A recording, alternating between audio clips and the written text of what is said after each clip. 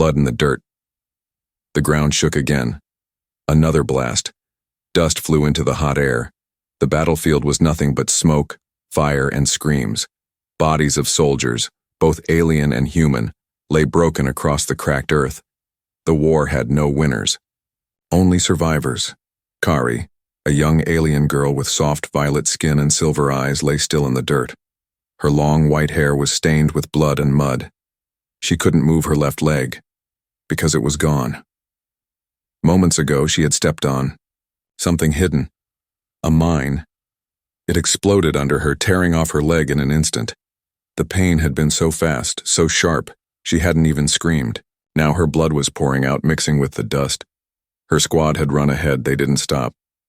Maybe they didn't see her fall. Maybe they didn't care. She was just one soldier out of many. Small, young, weak. To them, she wasn't worth saving. Kari tried to move. Her fingers clawed at the ground. Her breathing became shallow. The sky spun above her. Her heart beat slower. She was going to die here, alone, forgotten, on a planet not even her own. But then, footsteps. Someone was running toward her. She forced her eyes open. A human. Her heart froze. Enemy. Killer. Murderer. Her people had told her humans were monsters. Cruel, wild, without honor. She tried to crawl away, but her arms were too weak. The man stopped beside her. He wore a human, combat uniform, gray and brown, covered in dirt. His helmet was cracked.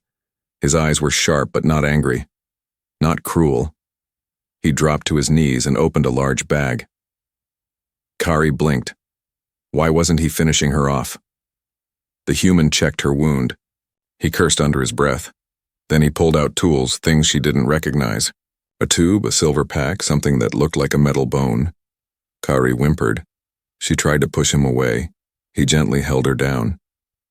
"I'm not going to hurt you," he said softly. She didn't understand the words, but his tone. It was calm, kind. He worked fast. He wrapped a tight band around her thigh to stop the bleeding. Her body shook. Tears rolled down her cheeks. The man looked into her eyes. "You're going to be okay, I promise." He reached into his bag and pulled out a silver limb, a synthetic leg designed for battlefield surgeries. It was meant for human soldiers. Would it work on an alien? He didn't know, but he was going to try. The human's name was Carter. He was a medic. A good one. He had seen too many die, human and alien both. Today, he had a chance to save someone. Even if she was the enemy, he injected Kari with a dulling agent. She screamed once, then her body relaxed. The bleeding slowed. He cleaned the wound. Her body was different. So many nerves, so much alien biology. But he had trained for the unexpected. Above them, drones flew by. Carter didn't look up. If they saw him helping the enemy, he would be marked as a traitor. But he didn't stop. Kari looked at him with glassy eyes. She didn't understand why he was helping her. He was human.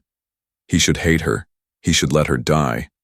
But he was there, fixing her, replacing her leg, giving her something she never thought a human could offer, hope.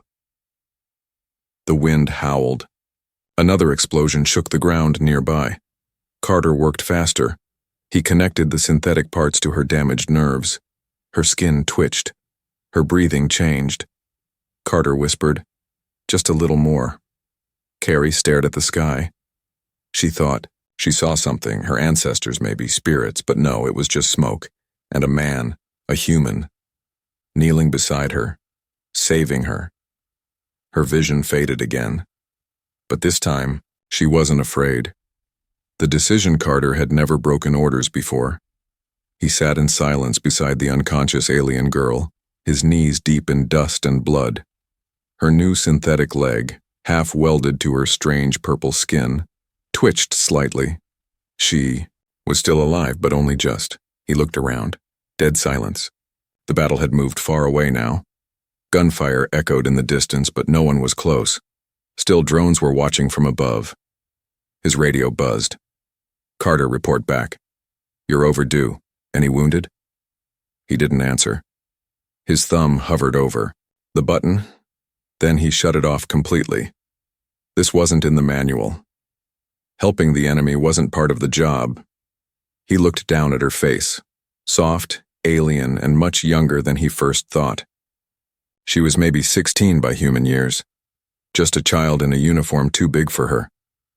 Now she was burned, bloodied, with a leg replaced by something not even meant for her kind. And yet, she was alive. Because of him. He leaned back, took off his helmet, and ran a hand through his sweat-soaked hair. "What the hell am I doing?" he whispered. She stirred, eyes fluttering open. They locked onto him. Kari flinched. Carter raised his hands. "It's okay. You're safe." Of course she didn't understand. Her fingers reached for something, her weapon maybe, but it was long gone. Her breathing quickened. Carter reached slowly into his pack and pulled out a ration bar. He unwrapped, then broke a piece off, holding it out. She stared at it, at him, then at her new leg. Her hand moved like she wasn't sure it belonged to her anymore. She touched the synthetic part, cold, smooth, shiny. Her mouth opened slightly, but no words came. "I had to," Carter said softly. "It was either this or let you die." Again, she didn't know the words, but his voice was calm, gentle. Then she did something that made Carter freeze. She began to cry. Not loud, not messy, just quiet tears rolling down the sides of her cheeks, soaking into the dust. Her body shook and she covered her face. Carter swallowed hard. He hadn't expected this. He thought maybe she'd scream or run or spit on him, but this? Maybe no one had ever helped her before. Maybe no one had ever saved her. Carter looked away, giving her space. The wind blew through the wreckage. Pieces of machines and helmets and broken weapons scattered like bones in the sand. He knew what was coming. If command found out, he'd be court-martialed. Saving an alien, especially one from the enemy side, was considered aiding the threat. Treason. But letting her die felt worse. Carter stood up and looked at the sky. He spotted 2 scout drones hovering far off. They hadn't come close yet. He had a little time, minutes maybe.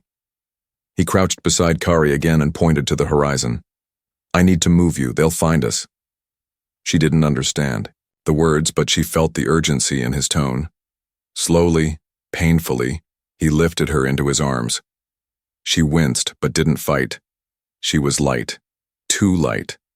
She hadn't been eating well, or maybe that was how her kind was built. Carter moved toward a ruined transport vehicle nearby. It had no roof, no power, but it offered cover. Inside, he laid her down on a pile of burned blankets and covered her with his jacket. She shivered. Whether from pain or fear, he didn't know. He checked her vitals. Weak, but steady. Then he sat beside her, back against the cold metal wall, and pulled out a small photo from his pocket. It showed a little human girl, his daughter, smiling in front of a tree. Carter stared at it for a moment. Then at the alien girl lying beside him. Would anyone have helped his daughter if she had fallen in enemy territory? Would anyone have shown her kindness? He tucked the photo away and looked back at Kari. "This war's broken everything," he whispered. "But not me. Not yet." Kari looked at him again. This time her eyes held something new. Not fear, but confusion, curiosity, and maybe, just maybe, a little trust. Her pain. His mission. Kari woke up to fire. Not real fire, just pain so sharp it burned. Her body felt like it was torn in two. Her leg. No, not her leg. Something cold and heavy now sat where her real one had been. It clicked and hummed, softly.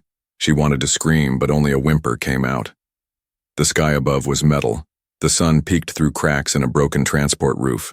She smelled smoke, fuel, and something else. Something human. Then she heard it. A voice. Low. Calm. You're awake. That's good. She turned her head. The human medic, Carter, sat nearby, patching up his own arm. Blood had soaked through his sleeve, but he didn't seem to care. He looked exhausted, but his eyes still watched her with focus. Carrie tried to sit up. The pain hit like a shockwave. Her body twisted, her stomach turned, and she nearly passed out. Don't move too fast, Carter warned. Your system's still fighting the graft. She didn't understand his words, but his tone was enough. He sounded like he had done this 1,000 times. Maybe he had, but never on someone like her. She reached down to touch the leg again. Cold, smooth, not her. Her hand shook. Yeah, Carter said quietly, noticing. It's not easy, but you'll learn. I had to once too. He pulled up his pant leg. His own left leg was artificial, not as shiny. Older, but similar. Kari stared, her breath caught. They shared this? Her enemy? Carter gave a small smile. You're not alone in this. Suddenly, a sharp beep from his scanner broke the quiet. He rushed over to check her vitals. The screen flashed red, nerve rejection starting. Carter cursed. No, not now. Her alien body wasn't accepting the synthetic nerve links. It was shutting down the connection. If he didn't fix it now, the leg would have to be removed, and she might not survive another surgery. He pulled out a vial, a stim pack. Designed for humans, he paused. It was risky. Human biology was different. The stim could help her body adapt, or it could overload her heart. She moaned softly, her body twitching. Carter looked at her face, so young, so full of pain, and made the decision. He injected the stim into the base of her neck. Kari's body arched violently. Her eyes rolled back. Her fingers gripped the torn blanket. Sweat poured from her skin and her breathing hitched. Carter grabbed her hand. Breathe. Come on. Stay with me. For a moment he thought he'd killed her. Then her back dropped to the floor. And she took a deep breath. The scanner beeped again, green this time. Her vitals stabilized. The graft had stopped rejecting the leg. Carter slumped beside her, wiping his forehead. That was close. Kari lay still. Her eyes fluttered open again. They were glassy, full of confusion. She didn't know what had happened, but she felt the pain was less now. She looked at him, this strange human who kept saving her, her enemy, her healer, and something stirred in her chest. Not fear, not hate, something she didn't have words for. Night fell over the battlefield. The ruins turned cold. Carter lit a small heater using his last battery pack. He sat beside her, arms crossed, eyes scanning the dark outside. Kari sat up slowly. Her body shook, but she didn't fall. She looked down at her leg, no longer just a part of her. Now it was her chance to live. She could walk again. Maybe even run. She pointed to his chest and said in broken words, "You... name?" Carter blinked, then smiled. "Carter." She pointed to herself. "Kari." He nodded. "Kari." He pronounced it carefully. She gave the smallest smile. Silence returned, but now it was warmer. Two enemies. Two broken souls, sitting in the wreckage of war, saving each other without knowing why. Not an enemy anymore. The first step was always the hardest. Kari's foot, no, her synthetic foot, touched the ground with a quiet thud. She stood slowly, hands gripping the side of the broken transport for balance. The cold metal leg didn't feel like hers yet. It moved when she thought about moving, but it felt distant, like wearing someone else's body. Carter stood a few steps away, watching closely. His arms were crossed, his face unreadable. Kari looked at him. Her voice was weak, shaky. "Why? Help me?" Carter didn't answer right away. He looked down at the ground, then up at the stars. The night sky above the battlefield shimmered with red moons and drifting smoke. "I don't know anymore," he said softly. "Maybe I'm tired of watching people die." Kari didn't understand every word, but she heard the weight in his voice. She tried a second step. The leg clicked, wobbled. She nearly fell, but Carter rushed forward and caught her gently. "Easy," he said, supporting her. Kari stiffened at first. The instinct to pull away, to not trust him, was strong. But she didn't let go. He helped her sit back down, then handed her a small container of clean water. She took it, drinking slowly. In the silence, Carter pulled something from his pocket. It was a small music device. He clicked it on, and a soft tune began to play. Human music, gentle strings, soft humming. Kari listened quietly. In her world, music was used only in victory or death.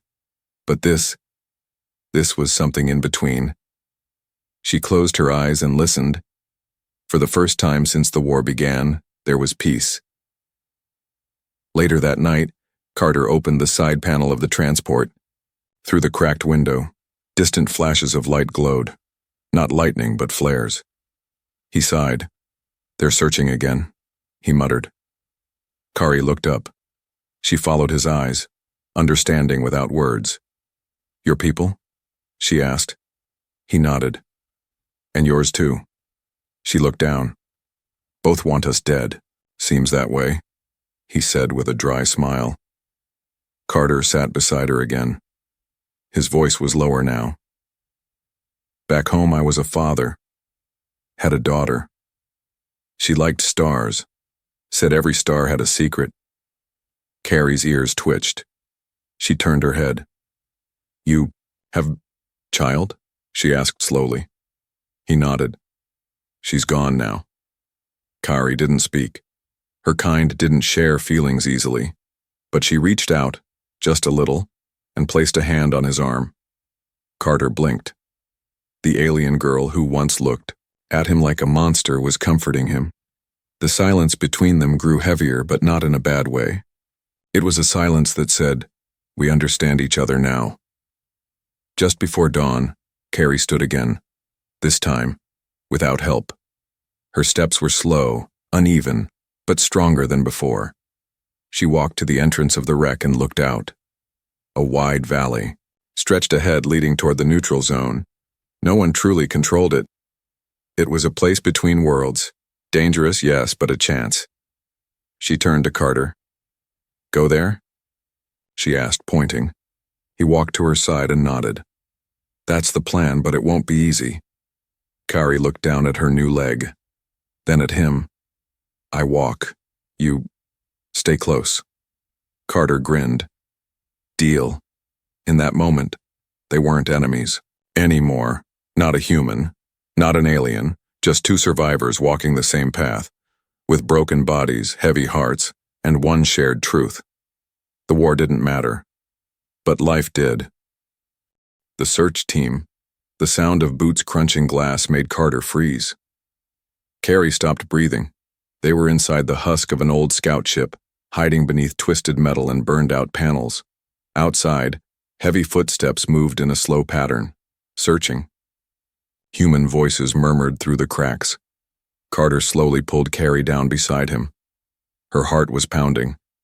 So was his. The patrol was close. Too close. "We have tracks here," a voice said from beyond the wreck. Could be him. The rogue. Medic. Kari didn't understand the words, but she understood the tone. Hunters. Carter pressed a finger to his lips and held her hand tightly. She nodded, eyes wide. The patrol passed. Seconds felt like hours. One soldier kicked a piece of debris near the door. Then another voice called out. Something about moving north. Moments later, silence. Only after 5 full minutes did Carter finally exhale. Kari whispered, "They want you." Carter gave a bitter smile.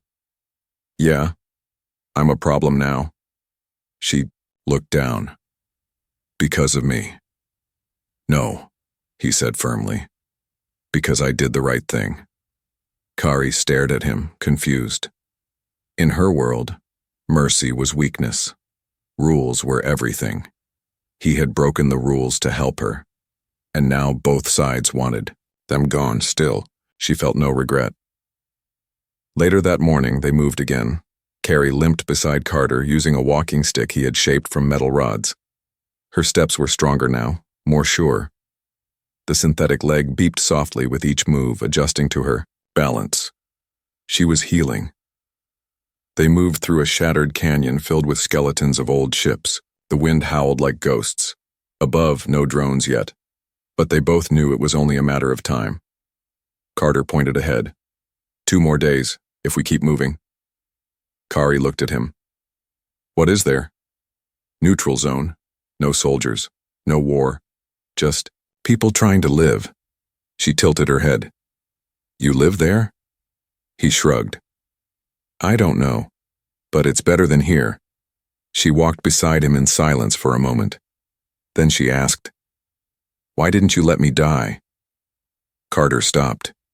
He looked at her for a long time, then said, Because no one should be left to die alone. Not even in war. She looked away.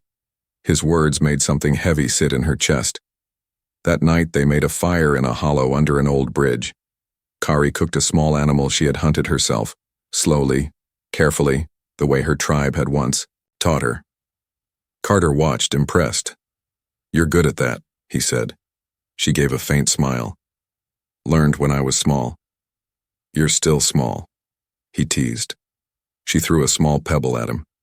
He laughed for the first time in days. Later, they sat beside each other in the firelight. The stars overhead blinked quietly. The wind was calm. For a moment, it didn't feel like war. It felt like something normal, something human.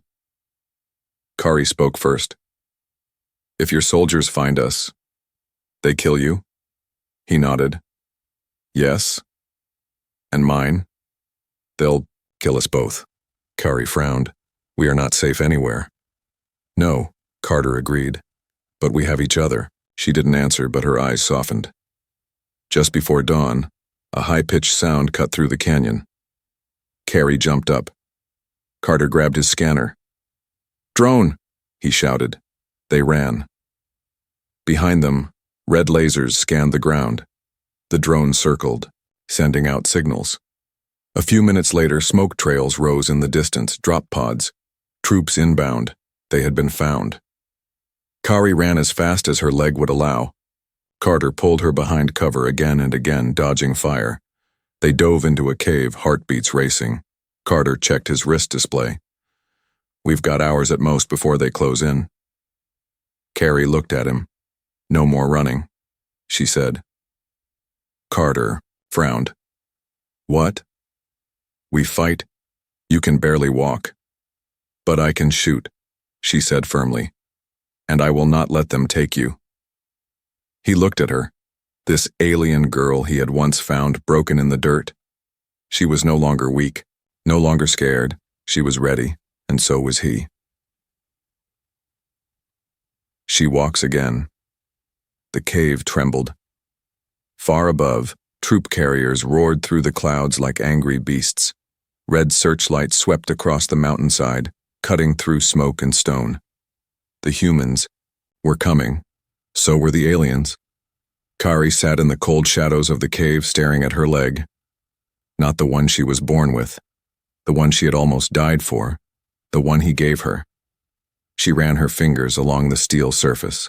It clicked and buzzed, alive with soft light. It felt foreign, wrong, and yet it held her up when her own body had failed. Beside her, Carter was checking his gear. He was quiet, focused. He had found 2 energy rifles, some shock grenades, and 1 old signal flare. We can't win, he said quietly. But we can survive. Kari looked at him. I will not crawl anymore. He met her eyes. She stood, not slowly, not shaky. She stood with fire in her spine and walked forward. The cave opened into a jagged valley. Cold wind blew across sharp rocks and dead trees. In the distance, black shapes moved, soldiers, scouts, search units from both sides. Carter raised his rifle. Kari stepped ahead of him. "I go first," she said. "No," he started. I go first," she repeated, and then she ran. Her metal leg hit the ground with power. Click, thud, click, thud. She moved faster than he expected, faster than even she believed. Shots fired behind her. Red beams sliced past her head. She dove behind a boulder, rolled, and fired. One scout fell. Another turned. Carter followed, heart racing. They moved like a unit, one human, one alien, covering each other, shouting warnings, laying traps. They were no longer just surviving. They were fighting back. At the top of the ridge, a drone dropped a smoke canister. The fog spread quickly. From within the mist, an alien voice shouted, "Kari, you disgrace your blood." She froze. That voice. General Thalos, her old commander. Carter saw her hesitate. "Who is that?" "My people's leader," she said quietly. "He left me to die. And now he wants to finish the job." Kari narrowed her eyes. "No. He wants to make me an example." Carter loaded his last grenade. "Let's disappoint him." In the thick fog, shadows moved like ghosts. Thalos stepped forward, tall and armored, with glowing eyes and a blade shaped like lightning. "You are broken," he hissed. "Weak, human-touched." Kari stepped in front of Carter, lifting her rifle. "I am not broken," she said. He laughed. "Then show me. Fight me alone. If you win, I leave. If you die, the human dies too." Carter grabbed her arm. "Don't." Kari looked at him. "This is not just for me. This is for everyone they left behind." She stepped into the circle of smoke. Thalos charged. The fight was fast, brutal. She ducked, rolled, blocked his first strike. Her legs sparked as it absorbed the impact. She stumbled, but didn't fall. He swung again. She caught the blade between her metal shin and her rifle, and with a scream she drove the synthetic leg forward into his chest. The shock pulsed through the ground. Thalos gasped, staggered, dropped. Kari stood over him. "I walk again," she said, "and I walk for myself."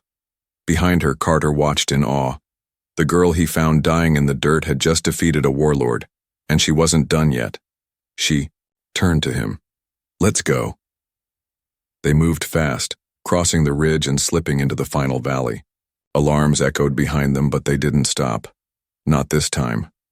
As the sun rose, the land ahead changed. No fences, no flags, just open ground. They had reached the neutral zone. Kari stopped at the edge. Carter turned to her. "You did it." She looked at him. "No." "We did." And then, together, they walked forward. Not enemies, not fugitives. Just two survivors who refused to give up. One life, one chance. The ground felt different here. Softer, quieter. No broken machines, no blood in the dirt. Just wind, dust, and sky. Kari stood at the edge of the neutral zone, breathing heavy, her synthetic leg clicking softly as it adjusted to the terrain. Behind her, Carter limped slightly, holding his wounded arm close to his chest. Smoke still rose in the distance. War hadn't stopped, but they had made it out.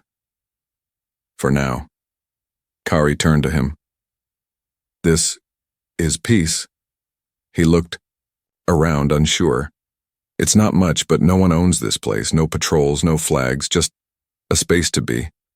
Kari nodded slowly. It didn't feel like home, but it didn't feel like death either. Suddenly, Carter's knees buckled. He collapsed. "Carter!"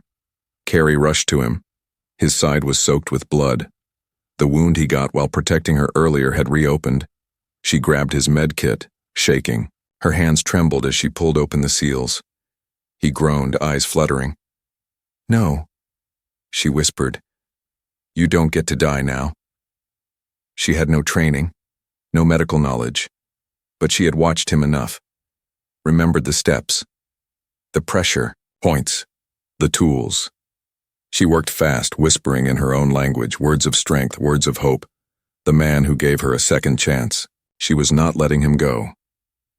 Hours passed. Carter drifted in and out of sleep. His skin was pale, lips dry. But he was alive. Carrie sat beside him, refusing to rest.